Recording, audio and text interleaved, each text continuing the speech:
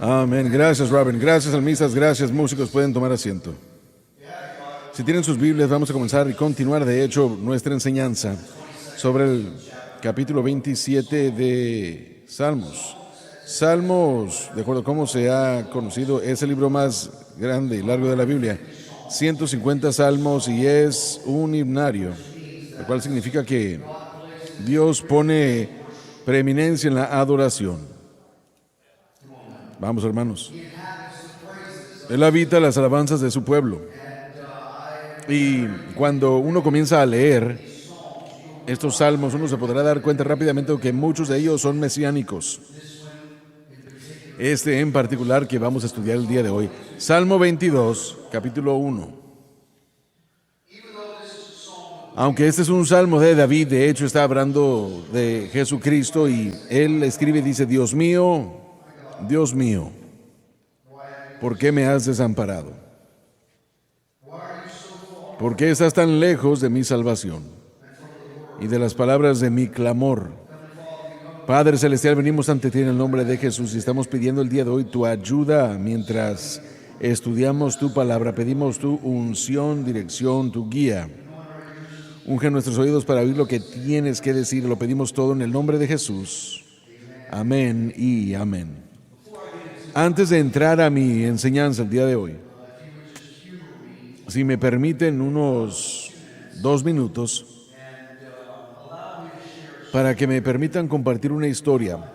De hecho, acaba de suceder apenas hace unos días. Yo estaba en la casa y era probablemente, creo que el sábado o algo así, sábado en la tarde, y estaba yo en nuestro vestíbulo y estaba Mackenzie ahí jugando, leyendo su libro de dinosaurios o no sé, pero si no saben, a Mackenzie le encantan los dinosaurios. Si usted se imagina uno, ella le va a decir, o si se lo muestra, ella le dirá qué es.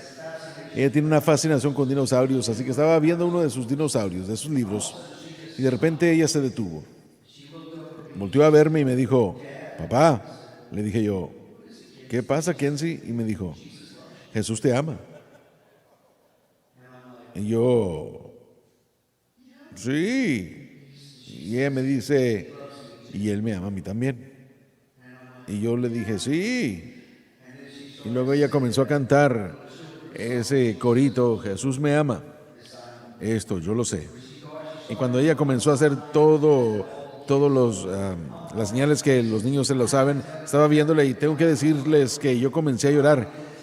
Comenzaron a salir lágrimas por mis ojos. Estaba viendo yo a mi niña de 4 años, bueno, en su mundo cantando ese corito: Jesús me ama. Eso yo lo sé. Saben, eso es algo que todos podemos tener. No es solamente un cántico de niños, es una alabanza para cada hijo de Dios. Saber que uno es amado por Él, por nuestro Hacedor y por nuestro Señor. Jesús me ama. Esto yo lo sé porque la Biblia me lo dice. Este salmo, como ya hemos mencionado desde hace 2 semanas, se lo mencioné hace un momento, aunque sí fue escrito por David, es un salmo de David. Realmente tiene que ver proféticamente con Jesucristo. Se ha conocido que el Salmo 22 fue un salmo de la cruz. Y esa es la lente sobre la que vamos a tomar nuestra enseñanza el día de hoy. Espero que podamos cubrir bastante terreno. Quiero cubrir mucho porque nos perdimos la semana pasada por causa del huracán, tormenta tropical, y gracias a Dios que se fue un poco al este de nosotros y no impactó a Baton Rouge. Estábamos nosotros en su camino y gracias a Dios se desvió un poco, pero esperemos que continuemos un poco el día de hoy. Lo que quiero es que ustedes en su mente, un momento, si pudieran imaginarse cómo fue aquel día, el día de la crucifixión. Jesús había sido puesto sobre la cruz a las 9 a.m., el tiempo del sacrificio matutino. Pero algo sucedió al mediodía, a las 12, que fue un acto de Dios. Porque mientras que Jesús estaba en la cruz desde las 9 hasta las 12, en ese momento a las 12 del mediodía el cielo se puso negro. No había señal de un eclipse, pero era como si Dios estuviera bajando el telón. En ese momento, el resto de ese marco de tiempo en el que Cristo estuvo en la cruz desde las 9 hasta las 3, fue en ese momento, a las 12 del mediodía, que Dios parecía como que Él bajó las cortinas, por decir así, para que nadie pudiera ver a Cristo morir. Y fue en este momento en el que esas palabras del Salmo 22 fueron dadas de parte de nuestro Redentor. En ese momento, mientras el cielo se veía negro, una de estas 7 palabras que Cristo dio cuando Él estuvo en esa cruz, frase que dijo, fue exactamente las palabras que David usó en este versículo: Dios mío, ¿por qué me has desamparado? Quiero que veamos esto un momento, porque sé que muchos han de pensar que esa terminología que Jesús, al estar diciendo estas palabras, lo dijo en un estado de confusión, tal vez fue un estado de incredulidad, pero tienen que entender que Jesús sabía exactamente qué era lo que estaba pasando. Escuché a un escritor decir que algunos han dicho que en esencia Jesús estaba diciendo: Dios, ¿por qué estás haciéndome esto? Y eso no es lo que Él estaba diciendo, porque Jesús sabía exactamente lo que estaba pasando. Ya se había profetizado, ya se había dicho. Aún en Pedro, en el Nuevo Testamento, Pedro diría que desde antes de la fundación del mundo, antes de que fueran puestas, la cruz ya estaba en su lugar. Que antes del fundamento y la base del mundo, antes de que existiera, la Trinidad sabía que el hombre iba a ser creado y que la humanidad caería.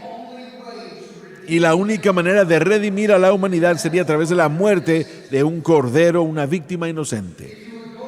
Si usted se pudiera regresar al principio en su Biblia, usted podrá encontrar allí con Adán y Eva, cuando Adán cayó. Si usted se da cuenta, lo primero que Dios hizo fue ofrecer un sacrificio. Lo primero que Él hizo fue ofrecer un sacrificio. En el momento de esta víctima inocente, al estar allí en ese altar, el momento en el que el culpable presentara fe en ese inocente, su pecado sería cubierto. Y en ese momento,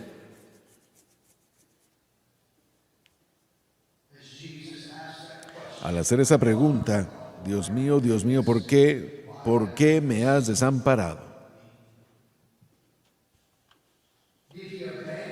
¿Lo abandonó completamente? No. Aunque esa palabra desamparar, una de las definiciones es abandono. Pero Dios no abandonó a su Hijo completamente. Lo que Él quiso decir fue esto, que en ese momento, mientras el sol estaba negro, Dios le daría la espalda a su Hijo.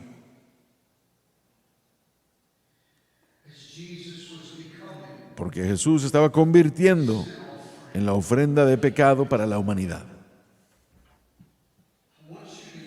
Quiero que comprendan eso, damas y caballeros. El precio que fue pagado por nuestra redención fue un precio grande. Fue un precio alto, fue un precio en esencia, en realidad, que usted y yo debimos haber pagado, pero no había manera de que pudiéramos nosotros satisfacer esa deuda. Era una deuda tan alta que la humanidad jamás podría pagarla.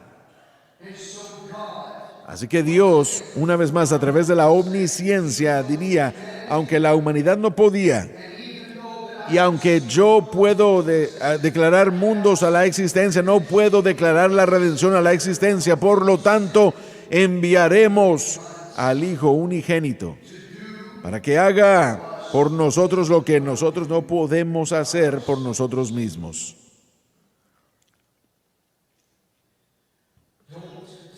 No tomen su salvación por sentado. Voy a decirlo otra vez, no tomen su salvación por sentado. Necesitan entender eso, iglesia. No tomen lo que Dios ha hecho por ustedes por sentado.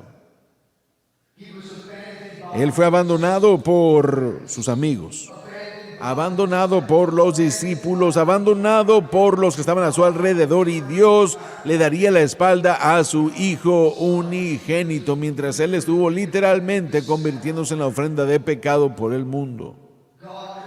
Dios no pudo ver el pecado. La Escritura nos dice que Jesús fue hecho una maldición por nosotros. Él se hizo la ofrenda. Y aún en esos momentos tan fuertes en los que Dios no escucharía el clamor de su Hijo unigénito y no removería a su Hijo de esa cruz, Él le dio la espalda. Así que quiero que piensen en un momento que las palabras de Cristo no estaban siendo escuchadas, no porque Dios estaba enojado o porque Dios estaba airado, sino porque en ese momento Dios tuvo que darle la espalda a lo que estaba sucediendo. Pero hay algo más que tienen que saber con respecto a este evento entero. Y quiero que veamos el versículo número 6 un momento. Quiero que pongan el versículo 6 en pantalla. No solo Jesús no estaba siendo oído por su Padre Celestial le había dado la espalda a su Hijo. Todos los demás lo habían abandonado, lo habían dejado. Pero quiero que piensen en estas palabras aquí mismo que David escribió. Pero en esencia estaba hablando de Cristo. Mas yo soy gusano y no hombre, oprobio de los hombres y despreciado del pueblo. Quiero que veamos estas notas un momento, creo que son importantes. Esa palabra gusano usada por Cristo significa que Él tomó el lugar más bajo de entre los hombres. Ser rechazado, ridiculizado, escupido y humillado en infamia y vergüenza. Él fue deshumanizado mientras estuvo en esa cruz. Esas notas lo dicen perfectamente. Él fue burlado, ridiculizado, y lo vamos a ver en un momento. Él se burlaron de él, humillado. Tomó el lugar más bajo de entre los hombres. Esa palabra gusano significa una debilidad extrema y desesperanza. Sentimiento de no tener valor. Tan deshumanizado por aquellos que estaban a su alrededor, ridiculizado y aún mantenido bajo la contención. Pero lo que lo hizo peor ese momento es que la aristocracia religiosa debió haber sabido, son los que debieron haber sabido exactamente quién era Él. Ellos debieron haber sabido exactamente quién fue ella. De hecho, creo que ellos sí sabían quién era, pero ese no era el tipo de Mesías o Redentor que ellos querían. Y aún así ellos hicieron todo en su poder. Mientras Él estuvo vivo y mientras en sus últimos momentos en la cruz, quisieron hacer lo suficiente para desprobar quién Él era. Aún al punto, piensen en esto en el versículo 7, y los que me ven reír, dice aquí que ellos baten su cabeza y dicen aquí, me escarnecen, estiran la boca, menean la cabeza diciendo que él confió en el Señor. Dice aquí, se encomendó a Jehová, libérele él, sálvele, puesto que en él se complacía. Ellos se burlaban de él. Si ellos estudiaban las escrituras tal como ellos hacían que lo habían hecho, hubieran sabido que cada profecía en el Antiguo Testamento los dirigía a quien Cristo era. Todos los dirigía a lo que él haría, y aún así ese no fue el tipo de persona que ellos quisieron o querían. Querían a alguien que viniera a derrocar a Roma. Querían a alguien que rompiera ese yugo físico, por decir así, que Roma tuvo sobre Israel, y dejara a Israel. Pero lo que no se dieron cuenta fue de que el propósito y la misión de Cristo no fue derrocar el imperio físico, sino los poderes de las tinieblas sobre las vidas de la humanidad. Esa era su misión. Por eso es que él vino. Y aún así, los líderes religiosos se rieron de él y se burlaron. Durante su ministerio terrenal, estudiamos esto apenas hace unos meses. Cada vez que Jesús iba a algún lugar, él causaba una escena. Tenemos a los líderes religiosos que continuamente estaban en contra de él, tratando de atraparlo con todo lo que ellos pudieran tratar de usarlo, tratando de desprobarle a la gente en cuanto a quién él era, y aún así les falló toda y cada vez. Y ahora, en sus últimas palabras, mientras lo ven a él humillado, golpeado, su dignidad arrebatada y su ropa arrebatada, desnudo para que todos lo vieran allí, ellos dirían: si tú realmente eres quien tú dices que eres, desciende de esa cruz de donde estás.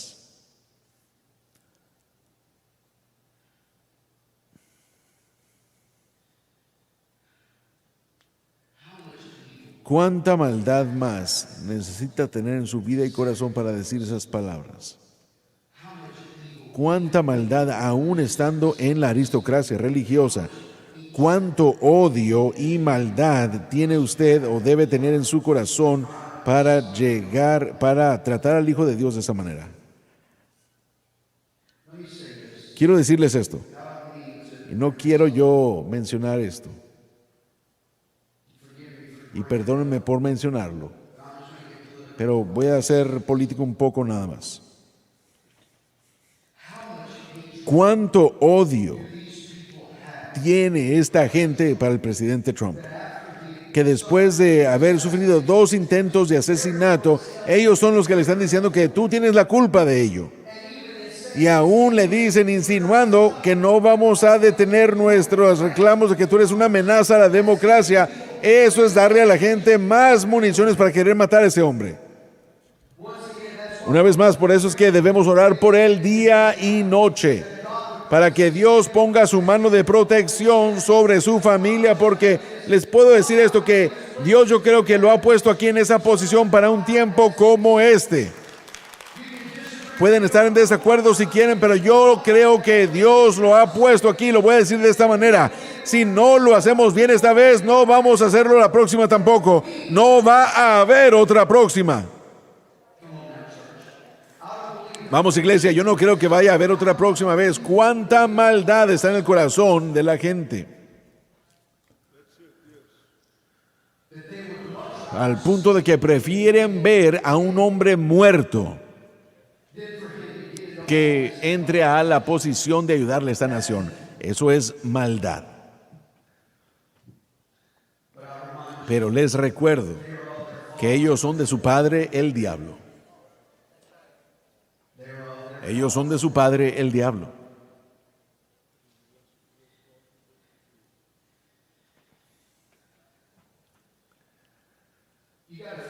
Tiene que pensar en esto un momento. ¿Por qué Dios no removió a su Hijo unigénito de la cruz? Él hubiera podido enviar a legiones de ángeles para derrocar a todo y cada establecimiento allí en Jerusalén. Pero no lo hizo. Y la razón es muy simple. Si Jesús por algún momento hubiera descendido de esa cruz, en cualquier momento durante esa crucifixión, si Él hubiera sido removido de esa cruz, entonces la muerte de la deuda del pecado aún estuviera allí. Él no hubiera podido descender, aunque esa gente era tan mala al decir cosas malas hacia Él. Si ustedes dicen, ¿quién es usted? Y usted es el Hijo de Dios, descienda de esa cruz. Él no hubiera podido. Porque su misión no era llegar ahí y descender. Su misión era subir allí, quedarse allí un periodo de tiempo y entregar su vida por usted y por mí. Adelante. Quiero que piensen en esto.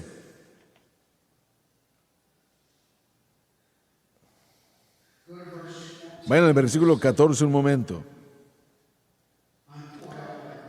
Derramado como el agua. Todos mis huesos se descoyuntaron.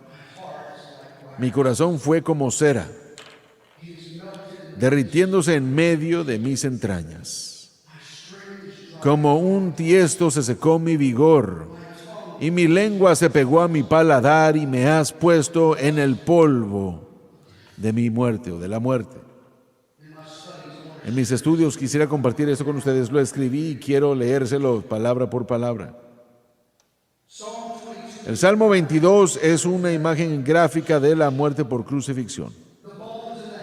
Los huesos de las manos, de la pelvis y de los brazos estaban completamente fuera de sus coyunturas. El sudor fue causado por un sufrimiento intenso. La acción del corazón fue afectada. La fortaleza se había agotado y había una tremenda y extrema sed. Los manos y los pies traspasados por completo, humillado por su desnudez y todo asociado con ese modo de muerte. Charles Spurgeon diría que los ojos no santos vieron insultantemente la desnudez del Salvador y también la delicadeza de su alma. El cuerpo agonizante debió haber causado simpatía del trono, pero solamente incrementó su sed mientras ellos se jactaban y ponían sus ojos crueles sobre sus miserias. Cuando nosotros vemos y escuchamos o leemos la crucifixión, realmente no podemos ponerlo en términos correctos,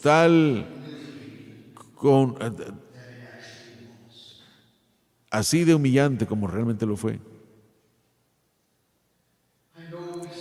Sé que podemos ver, iglesia, en retratos, en pinturas, la crucifixión, que vemos a Cristo casi con un cuerpo perfecto, con solamente un lienzo sobre su área privada, pero el punto de todo es de que no se hubiera podido reconocer su cuerpo por la tortura.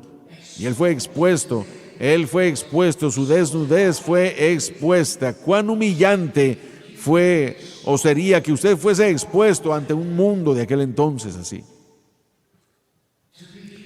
Ser humillado, y no solamente al estar expuesto, pero todos allí burlándose de usted, ridiculizándolo.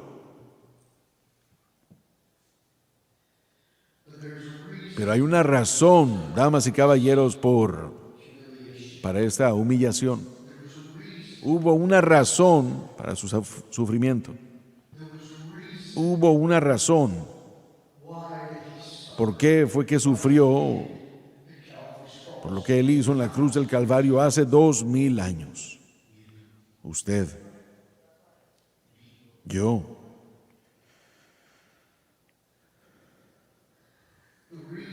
La razón de que Él fuera a esa cruz no fue por causa de su pecado, porque Él no cometió pecado. fue por nuestro pecado. La razón por la que Él fue al Calvario no fue por causa de algo que Él hubiera hecho. Porque con toda honestidad, si estamos hablando honestamente, Él no merecía esto. Nosotros lo merecíamos. Pero Él vio hacia la eternidad, vio al tiempo en el futuro y nos vio cada uno de nosotros y los conocía a ustedes por nombre.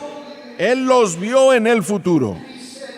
Y Él dijo, ese es aquel y ella es la razón del por qué yo vine. Él vería hacia el futuro y Él podría ver a todo y cada uno de ustedes y diría, Él, ella, ellos son la razón del por qué yo vine. ¿Por qué yo sufrí esa humillación? ¿Por qué yo sufro eso? Es por causa de mi amor por ustedes. Piensen en eso. Por eso es que yo les digo, no tomen lo que Dios ha hecho por ustedes por sentado. No vean la cruz como una derrota pasada, sino que hay que verla como el lugar más grande de victoria que el mundo ha llegado a ver. Porque fue allí, adelante iglesia, fue allí que cada pecado fue derrotado. Fue allí que cada enfermedad fue derrotada. Fue allí que cada demonio fue derrotado. Fue allí que el infierno mismo fue derrotado. Y fue allí que la muerte y la tumba fueron derrotados. Fue allí en donde todo pecado fue expiado, pasado, presente y futuro. Si alguna persona en cualquier momento, en cualquier lugar, pudiera expresar fe en lo que Él ha hecho, sus pecados puedan ser completamente limpiados, lavados por completo. Por eso es que podemos decir, por cada hijo de Dios, por cada hija de Dios que ha estado en contacto con Jesucristo, pueden decir, se han ido al fin, se han ido al fin, mis pecados se han ido al fin. Tuve una racha larga y mala de ese tiempo malo, pero mis pecados se han ido al fin. Gloria a Dios. Vamos, hermanos, deben alabar todos en este lugar. Se han ido al fin, se han ido al fin. Mis pecados se han ido al fin. Tuve una racha larga y mala de ese tiempo feo, pero mis pecados se han ido al fin. Sublime gracia del Señor que un infeliz salvó. Era yo perdido, pero ahora he sido hallado ciego, mas ahora puedo ver. Aleluya, gloria a Dios, gloria a Dios. Vamos, hermanos, necesito ayuda a todos en este lugar si es posible, solo un momento. Vamos, iglesia, ¿tienen algo por qué gritar el día de hoy? ¿Tienen algo por qué regocijarse el día de hoy? Mis pecados se han ido, han sido lavados en la sangre del Cordero. Han sido lavados en la sangre del Cordero. Por eso puedo decir, se han ido al fin. Se han ido al fin. Mis pecados se han ido al fin. Randy, por favor, ayúdame, por favor. Vamos, canten. Se han ido al fin.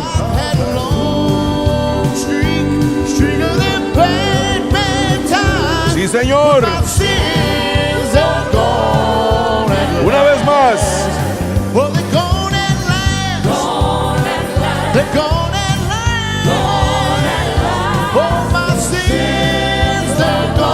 Se han ido al fin.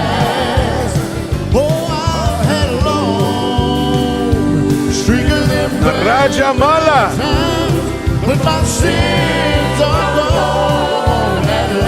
Canten esa primera estrofa, sublime gracia. Vamos.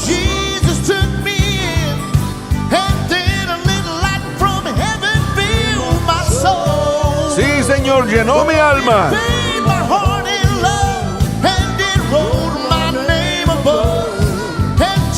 Sí, Señor.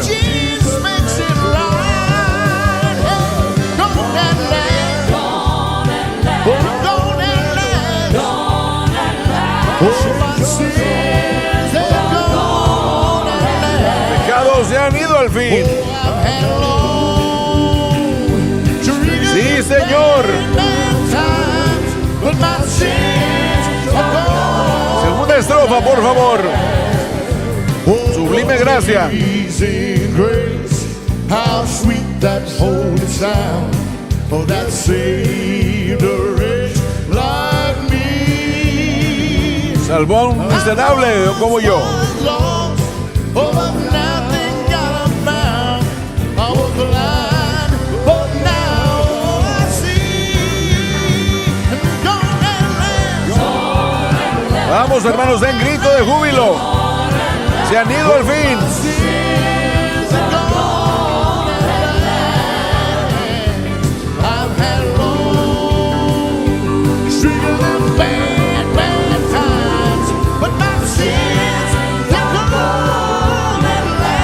Una vez más, por favor.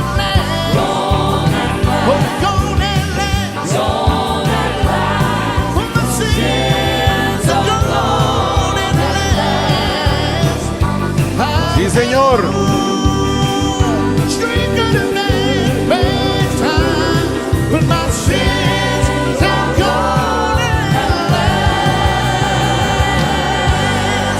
Sí, Señor. Alguien dé grito de júbilo. Alaben el día de hoy. Mis pecados se han ido. He dicho, mis pecados se han ido. Vamos, una vez más, Randy.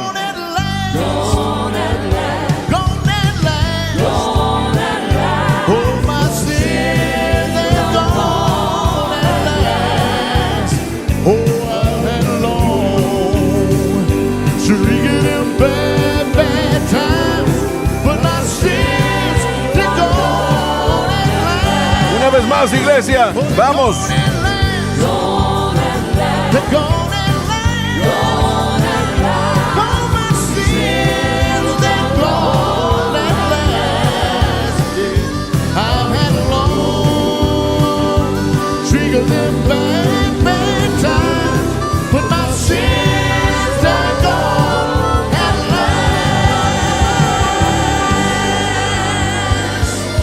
Amén. Vamos, damos de palmas de alabanza al Señor en este lugar. Amén. Vamos a terminar con eso y continuaremos la próxima semana. Tengo que irme a casa y hacer una tarea. Que tengo que terminarlo a la medianoche. Tengo que hacerlo. Así que dense la vuelta, despídense. Despídense, digan, mis pecados se han ido al fin. Les amamos. Dios los bendiga. Nos vemos el domingo en la mañana. Vamos.